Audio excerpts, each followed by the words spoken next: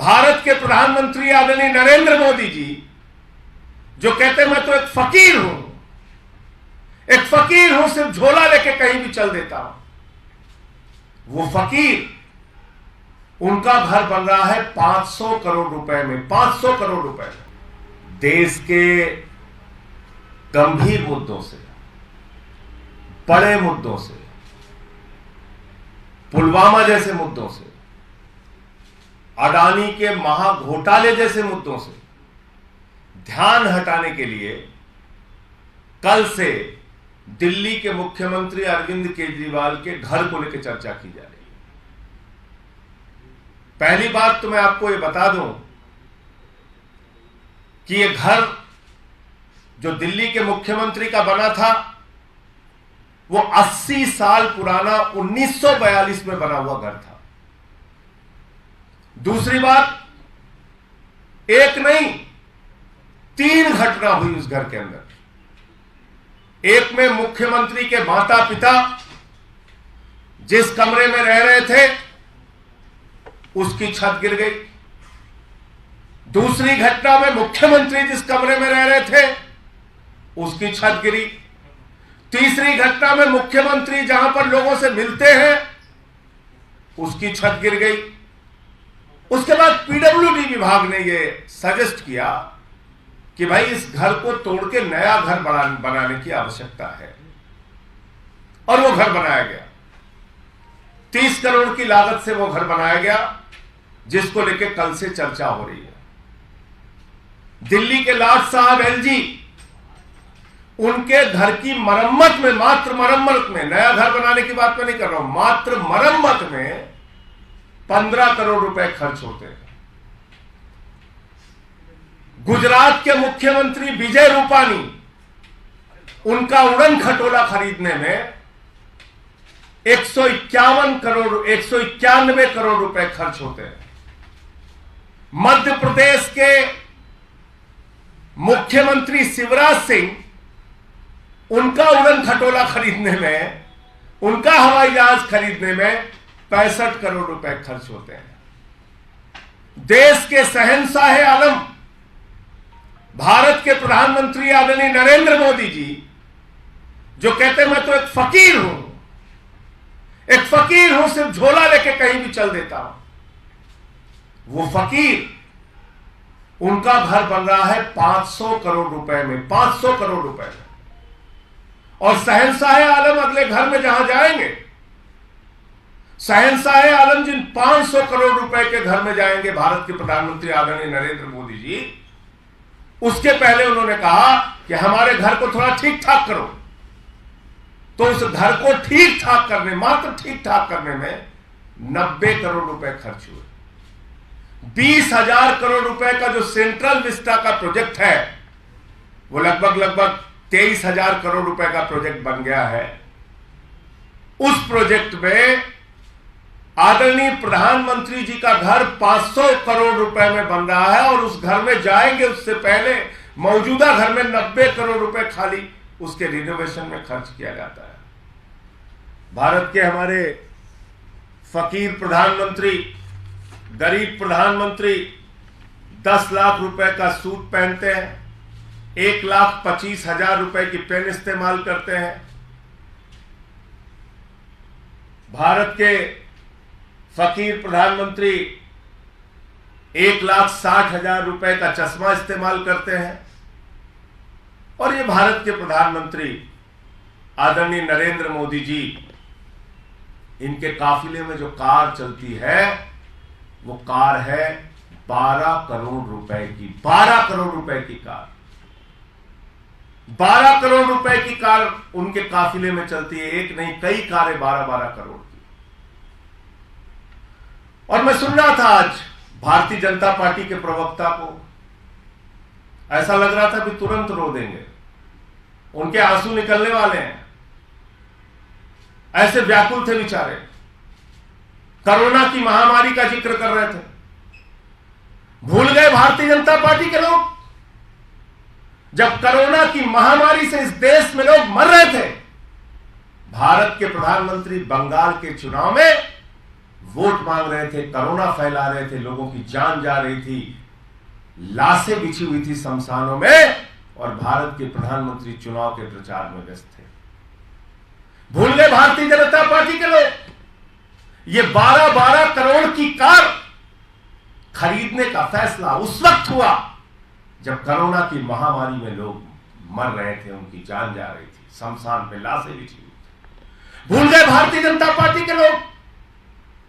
ये फकीर जो कहते हैं मैं चाय वाला हूं, बहुत गरीब घर से पैदा हुआ हूं, 8,400 करोड़ रुपए का जहाज अपने लिए कोरोना की महामारी में खरीदते हैं।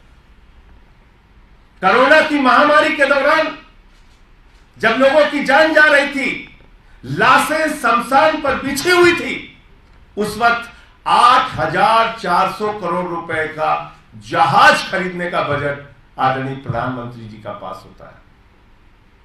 आप कोरोना की बात कर रहे हो, ड्रामे की बात कर रहे हो। हमारे देश के प्रधानमंत्री एक दिन में कितने रंग बदलते हैं, ये तो कलर नहीं है, कलर फोटो देख लीजिएगा।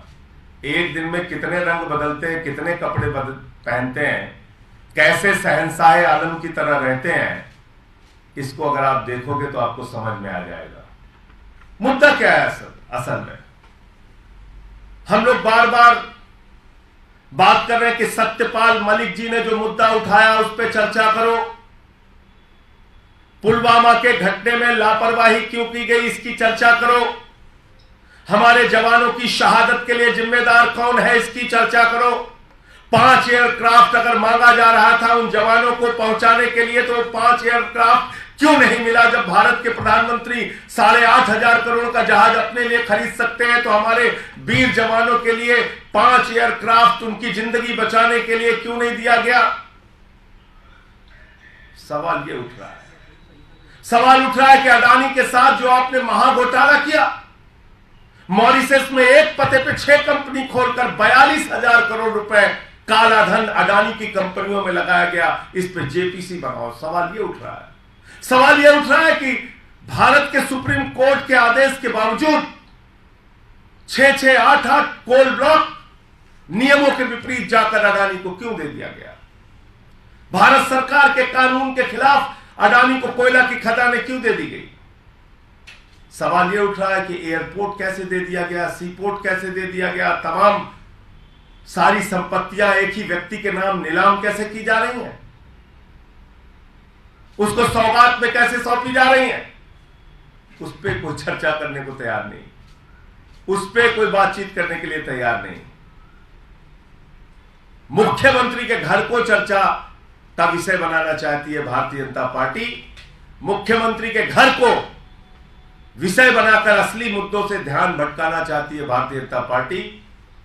और आज मैं भाजपा के प्रवक्ता संबित पात्रा को सुन रहा था, अगर तुम में जरा भी नैतिक साहस है तो पूरे देश से अपने प्रधानमंत्री जी को बोलिए कि पूरे देश से हाथ जोड़कर माफी मांगे कि कोरोना के समय में चुनावी रैलियां करके कोरोना क्यों फैला रहे थे। कहां थे जब लोग चीख रहे थे? पूछे प्रधानमंत्री से, अगर जरा सा भी नैतिक साहस है कि उस कोरोना के समय में जब लोग मर रहे थे तो आप 8,000, 8,500 करोड़ का जहाज अपने लिए क्यों खरीद रहे थे? पूछिए अगर जरा सा भी नैतिक साहस है कि 12-12 करोड़ की अपने इर्द गिर्द घूमने वाली कारें क्यों खरीद रहे थे उस वक्त जब लोगों की जान जा रही थी। तो इसलिए असल मुद्दा है पुलवामा में मारे गए हमारे जवानों की शहादत के लिए जिम्मेदार कौन है, इसका जवाब दो। जो विषय वहां के तत्कालीन राज्यपाल, मौजूदा पूर्व राज्यपाल, 4 राज्यों में राज्यपाल रह चुके सत्यपाल मलिक जी उठा रहे हैं। सवाल यह है कि अडानी के महाघोटाले पर, लाखों करोड़ के महाघोटाले पर जो सवाल उठाए जा रहे हैं, उस पर जवाब सरकार कब देगी, इस पर चर्चा कब होगी। और प्रधानमंत्री जो हमारे शहंशाह आलम हिंदुस्तान के फकीर, गरीब चाय बेचने वाले 550 करोड़ रुपए के घर में रहते हैं, लाखों का सूट पहनते हैं, लाखों का पेन इस्तेमाल करते हैं, लाखों का चश्मा इस्तेमाल करते हैं, दिन में कई बार कपड़े बदलने का काम करते हैं, उनका जवाब कब दोगे? सवाल यह है कि 15 करोड़ रुपए सिर्फ अपने घर की मरम्मत में दिल्ली के लाट साहब खर्च करते हैं, उसका जवाब कब दोगे? 1 एकड़ में मुख्यमंत्री का घर है और 6 एकड़ में लाट साहब का घर है, इसका जवाब कब दोगे? सवाल यह है कि सैकड़ों करोड़ रुपए नमस्ते ट्रंप के नाम पर हिंदुस्तान में उस वक्त खर्च किया गया जब कोरोना की महामारी का भय था पूरे हिंदुस्तान में। उस वक्त आप अमेरिका के राष्ट्रपति को लाके नमस्ते ट्रंप, टाटा ट्रंप कर रहे थे। इसके लिए जवाबदेह कौन है, जिम्मेदार कौन है? इसलिए मैं भाजपाइयों से कहना चाहता हूं, असली मुद्दों पर बात करो। जवानों की शहादत बड़ा मुद्दा है, उसके लिए गद्दारी किसने की, देश से धोखा किसने किया, यह बड़ा मुद्दा है। अडानी के साथ मिलकर घोटाले पे घोटाला भारत के प्रधानमंत्री नरेंद्र मोदी कर रहे हैं, यह मुद्दा है। इन मुद्दों पे बात करो, इन मुद्दों पे चर्चा करो। सवाल है, नहीं, मैं ये कह रहा हूं कि भाई, कोई कानूनी रास्ता अपनाएंगे? नहीं, मैं ये कह रहा हूं कि एक मुख्यमंत्री के घर में 3 घटना हुई। 80 साल उनका पुराना घर था, पीडब्ल्यूडी विभाग ने उसको तोड़ के बनाया, 30 करोड़ की लागत में वो घर बना। उसके ऊपर कल से चर्चा किए जा रहे हैं, बीजेपी वाले चिल्ला रहे हैं, चीख रहे हैं। तो जरा अपने लाट साहब से भी तो पूछिए आप, 15 करोड़ रुपए तो उनके घर के मरम्मत में खर्च हुआ। 15 करोड़ रुपए मरम्मत में, नया घर बनाने में नहीं। मुख्यमंत्री का तो नया घर बना, एलजी के तो मरम्मत में 15 करोड़ खर्च हुआ।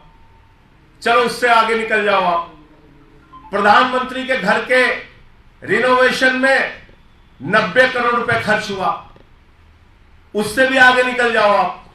500 करोड़ रुपए का हमारे देश के फकीर, हमारे देश के झोला छाप फकीर प्रधानमंत्री, जिसको अपने आप को कहते हैं मैं झोला छाप प्रधानमंत्री हूं, उनका जो घर बन रहा है वो 500 करोड़ रुपए में बन रहा है। और उसके पहले उस विराट महल में जाने से पहले 90 करोड़ रुपए खाली घर के रिनोवेशन में खर्च हो रहा है। ये फैक्ट्स, इस पे बात करो।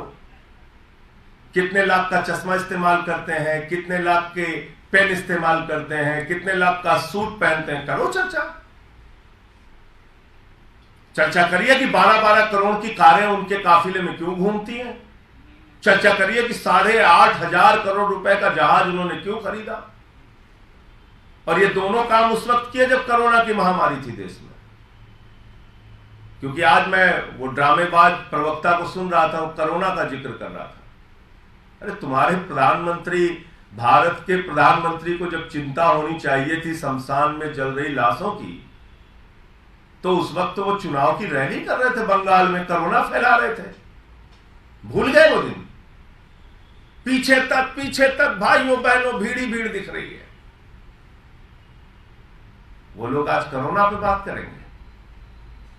दिल्ली की सरकार वो सरकार है जिसका स्वास्थ्य मंत्री सत्येंद्र जैन जीवन मौत से बाहर निकला, लोगों की सेवा करते हुए गली गली, अस्पताल मोहल्ले घूम रहे थे। उनके पिता की मृत्यु हो गई, फिर भी दूसरे दिन वो लोगों की सेवा के लिए निकले थे। हमारे कार्यकर्ता गली गली में घूम घूम के सैनिटाइज कर रहे थे। मुख्यमंत्री जी लगातार लोगों की सेवा के लिए उपलब्ध थे। ड्रामे करना है, बात करना है। बहुत बहुत शुक्रिया।